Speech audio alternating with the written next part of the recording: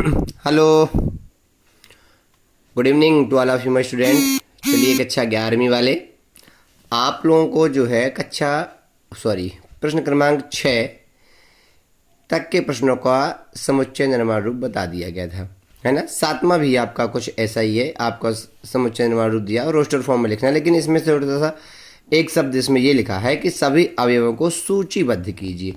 मतलब आपका जो क्रमांक है, जैसे आपको पता है कि रोस्टर फॉर्म में क्रमांक का कोई महत्व नहीं है, लेकिन सूचीबद्ध के कारण अपन को जो भी मान लिखने पड़ेंगे वो सभी सूचीबद्ध मतलब क्रम से लिखने पड़ेंगे। जैसे फॉर एग्जाम्पल नंबर 1 में कहता है कि जो ए है उसका मान क्या है कि x एक विषम प्राकृतिक संख्या, तो आपको क्या लिखना पड़ेगा, सभी विषम रोस्टर फॉर्म के लिए मझले ब्रैकेट में क्या लिख दोगे, मझले ब्रैकेट में आप 1 3 5 7 dot dot dot and so one dot dot जरूर लगा दीजिएगा और लास्ट में आप लिख दीजिएगा कोष्टक मझले वाला ब्रैकेट से बंद कर दीजिएगा, क्योंकि विषम संख्या सम होती तो 2 4 6 8 डॉट डॉट डॉट लिख देती।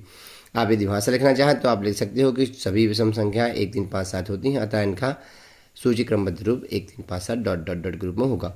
बी क्या कहता है आपका, x एक पूर्णांक है, लेकिन उस पूर्णांक का जो मान है x का मान -1/2 से बड़ा होना चाहिए और 9/2 से छोटा होना चाहिए।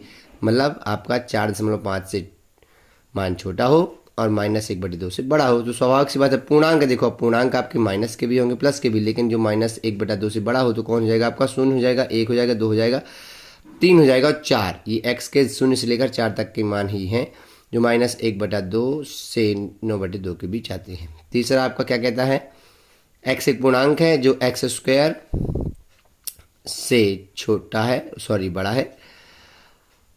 x² का मान 4 से छोटा होना चाहिए या उसके बराबर होना चाहिए। तो सभी पूर्णांक है तो मतलब क्या हो जाएगा आपका, -1 हो जाएगा, -2 हो जाएगा, 0 हो जाएगा और 1 और 2 हो जाएंगे। तो जो क्रम से लिखना है तो -2 पहले आएगा, फिर -1 आएगा, फिर 0 आएगा, फिर 1 आएगा, फिर 2 आएगा।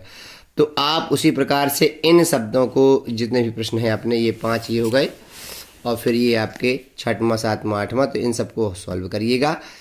जहाँ पर भी आपको दिक्कत हो, जैसे मान लीजिए अंग्रेजी वर्णमाला है आपकी, है ना, अंग्रेजी वर्णमाला का एक व्यंजन लिखना है जो के से पहले आता है, व्यंजन होना चाहिए। तो आपको पता है कि A E I O U तो स्वर होते हैं, तो क्या हो जाएगा BCDFGH और के से पहले यहाँ सब आते हैं।